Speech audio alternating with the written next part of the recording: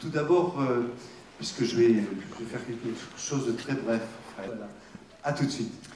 Eh bien, merci beaucoup. Je voudrais d'abord vous remercier pour votre accueil et signaler, parce que vous ne l'avez pas fait, sans doute par modestie, que le Centre des Arts d'Anguin présente une magnifique exposition de et sur Fred Forrest, qui vient s'ajouter à cette rétrospective que nous venons de voir, laquelle d'ailleurs est complétée, je le signale, par un très beau catalogue qui a été publié par ce centre, mais dont Fred est l'auteur lui-même. L'artiste a fait lui-même le catalogue, ce qui, je crois, est une très bonne chose. Le travail de Fred Forrest m'intéresse beaucoup, et à plusieurs titres, au moins à 3. Premier titre, parce que, comme d'ailleurs un certain nombre de mes collègues, je crois que le travail de Fred Forrest est un vrai travail de laboratoire. Et comme tout chercheur, nous avons besoin de terrain et de laboratoire. Et je crois que ce que fait Fred est très utile pour que nous comprenions, pour que nous ayons l'intuition d'un certain nombre de phénomènes qu'ensuite, évidemment, nous allons vérifier avec nos méthodes et nos approches. Ça, c'est le premier élément. Le deuxième élément, c'est que le travail de Fred, comme d'ailleurs le travail d'un certain nombre d'artistes, de ce point de vue-là, il n'est pas le seul, mais quand même, le travail de Fred flirte avec les médias et les industries culturelles. C'est-à-dire qu'il essaie d'y rentrer, il essaie de les détourner, de les perturber, et ce faisant, eh bien, il intéresse directement les industries culturelles qui reprennent son travail. On aura l'occasion, par les interventions qui vont être faites, de voir un certain nombre de cas où de très grands médias ont repris le travail de Fred Forrest.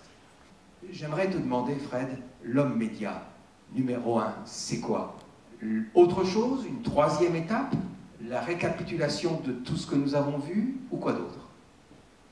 L'homme média, vous l'avez devant vous, c'est-à-dire que j'ai toujours pensé que j'étais moi-même un média, et j'ai utilisé les différents médias pour me donner un prolongement personnel dans l'espace de la communication, dans l'espace social et dans l'espace critique que je mets en œuvre. J'ai toujours considéré que même les articles qui me concernent, mais que je n'ai pas moi-même signés, font partie de mon travail.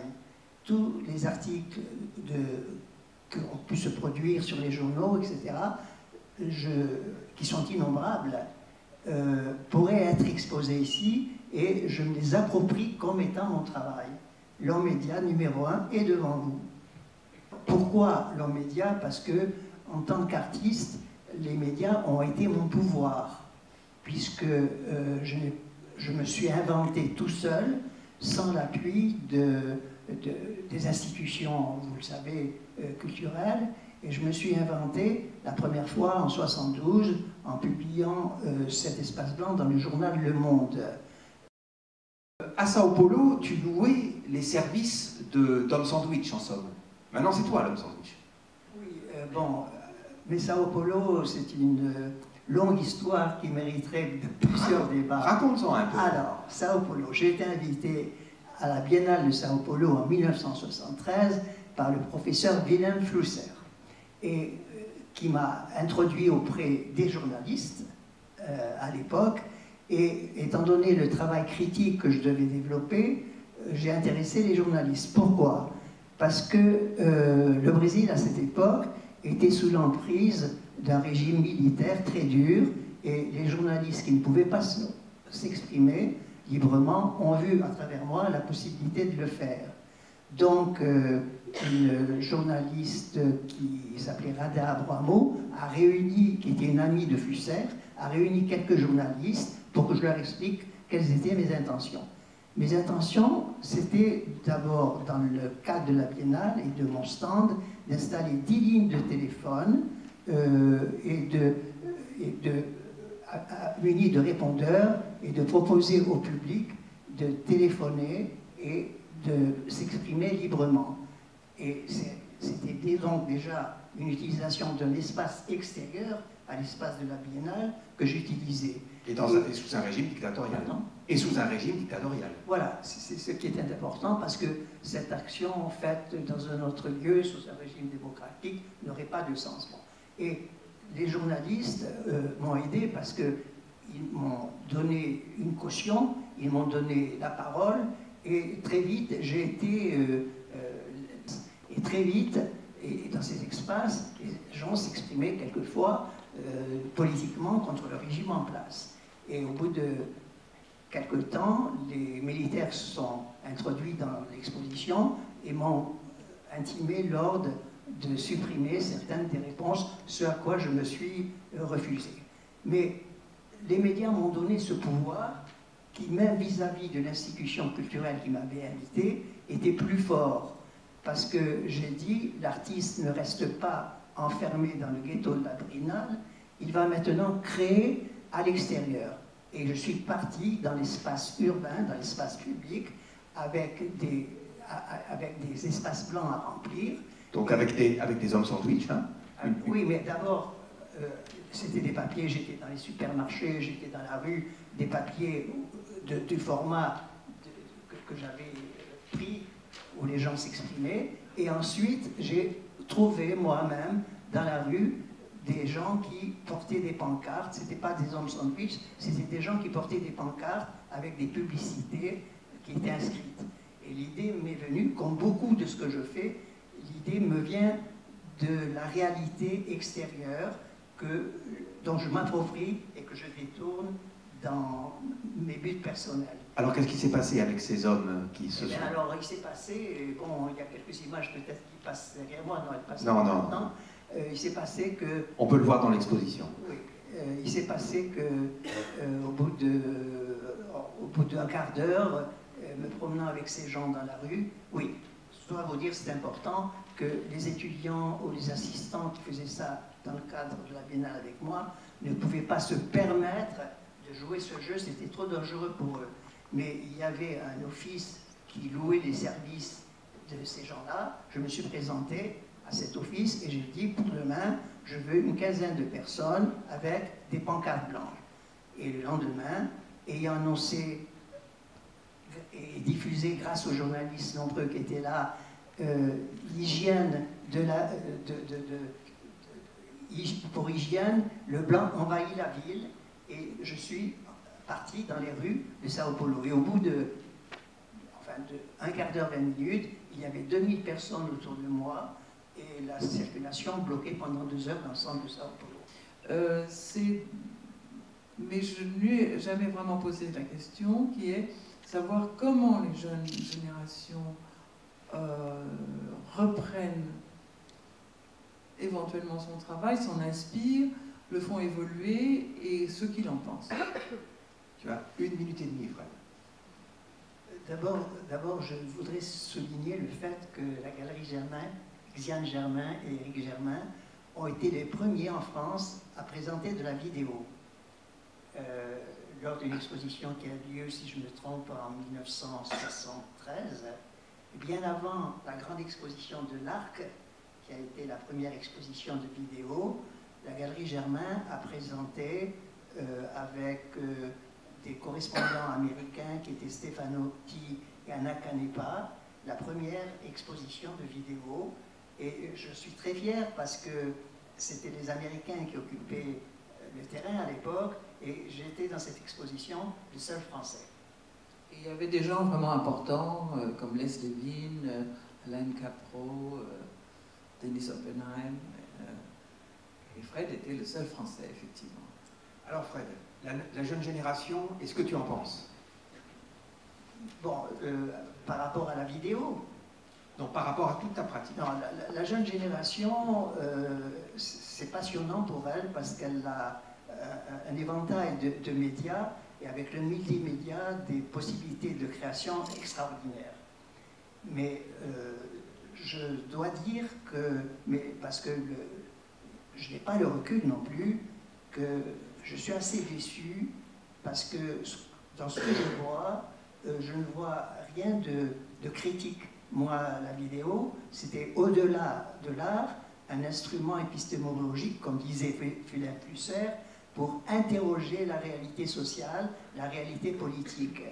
Et je vois la vidéo souvent utilisée que comme un instrument esthétique, et je suis un peu déçu. Mais est-ce que j'allais dire, tes successeurs ou tes héritiers ne seraient pas du côté des hackers, par exemple? Les hackers ne travaillent pas avec la vidéo, ils travaillent Mais, en général. Oui, je pense que les véritables artistes d'aujourd'hui, ce sont des hackers. Ce ne sont pas les artistes du marché de l'art. Et ça serait chez eux que tu te retrouverais davantage? Oui, d'ailleurs, aux États-Unis, où j'ai passé 6 mois, on me traitait moi-même de hacker. Ce qui veut dire activiste, en fait. Oui, activiste. Exactement, pas de hacker, mais d'artiste activiste. Il y a un forum qui a fait un article sur moi où il me traite d'artiste activiste.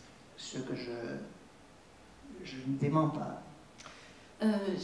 J'ai eu envie de m'interroger sur, parce que c'est ce qui me frappe chez lui, sur sa façon de créer des formes sensibles. Une façon bien particulière de créer des formes sensibles. Parce que je dirais que finalement, dans son travail, il n'y a pas d'image. Enfin, du moins, on peut dire que s'il utilise dans la matérialisation de ses œuvres des images, en fait, celles-ci n'existent pas en tant qu'artefacts. Elles n'existent pas comme un modèle de substitution qui viendrait en lieu et place du réel.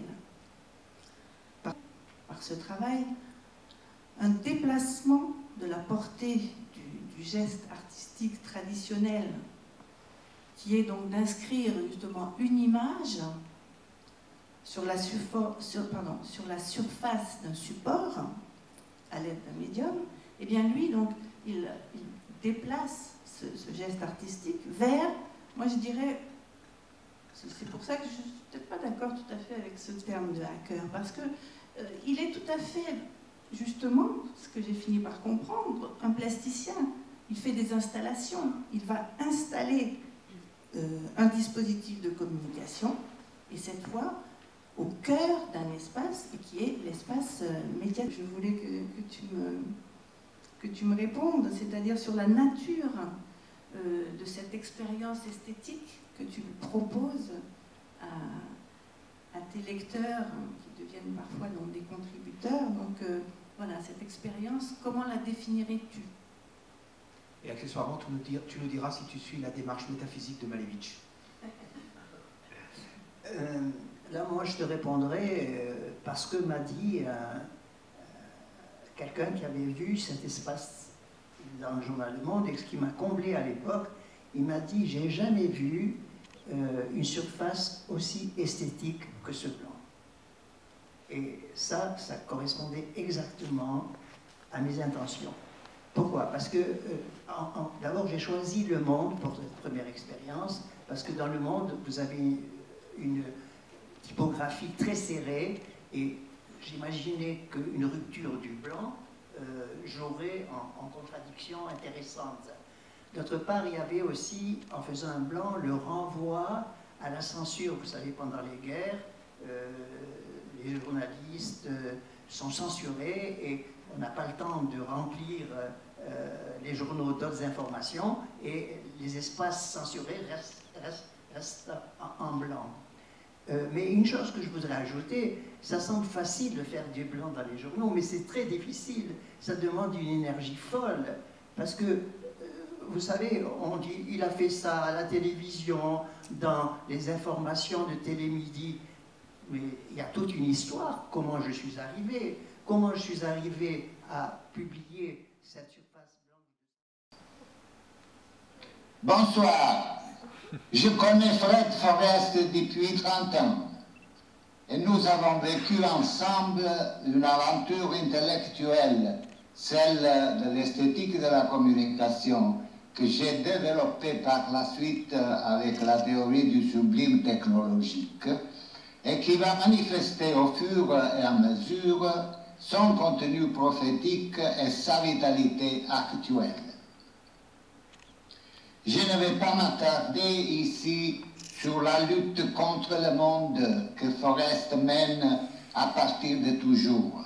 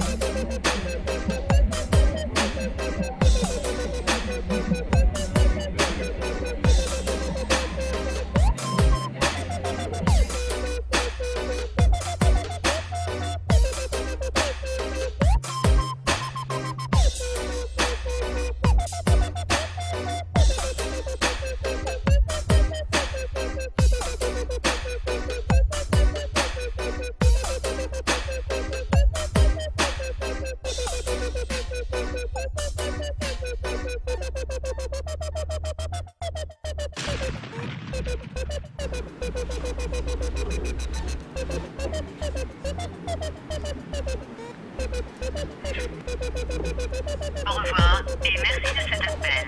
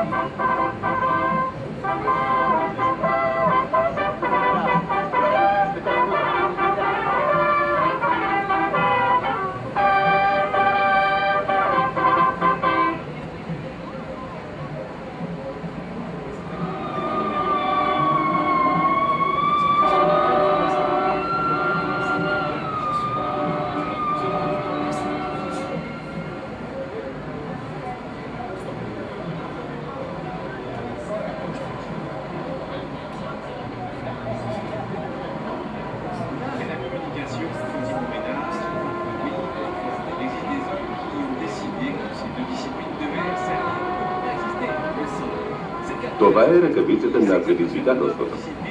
Поканата на Ферд Форест до председателя на българска телевизия господин Огнян Сефарев за дискусия на живо в Пекин.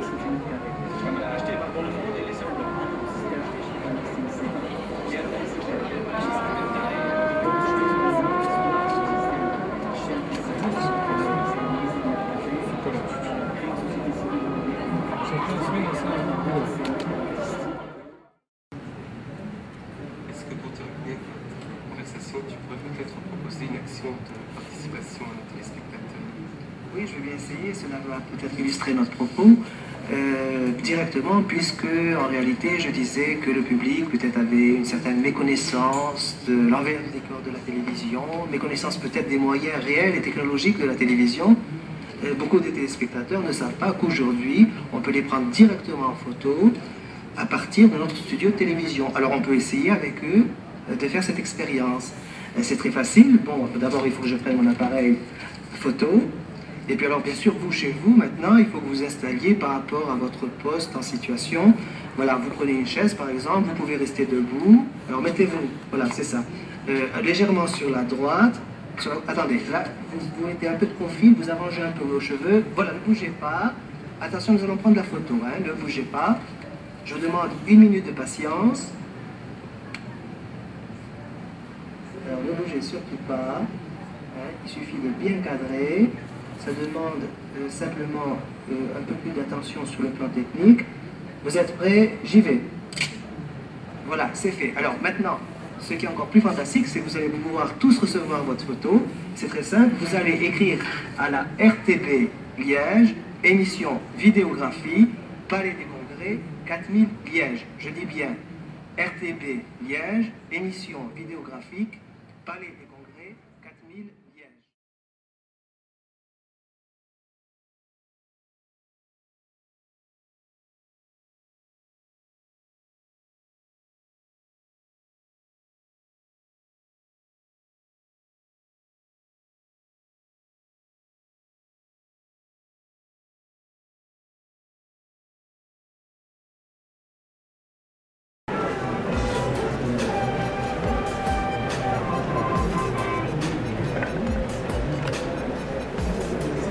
Détournement.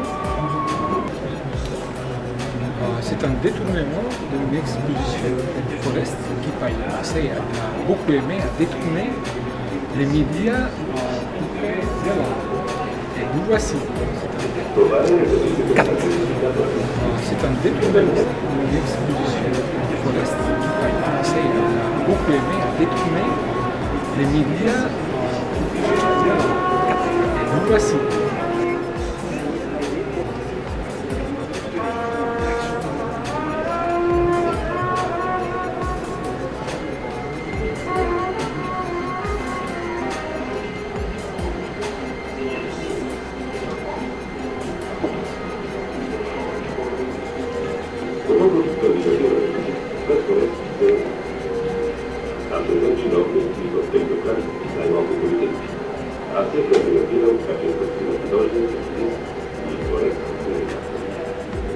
Bywa bywają, wydają się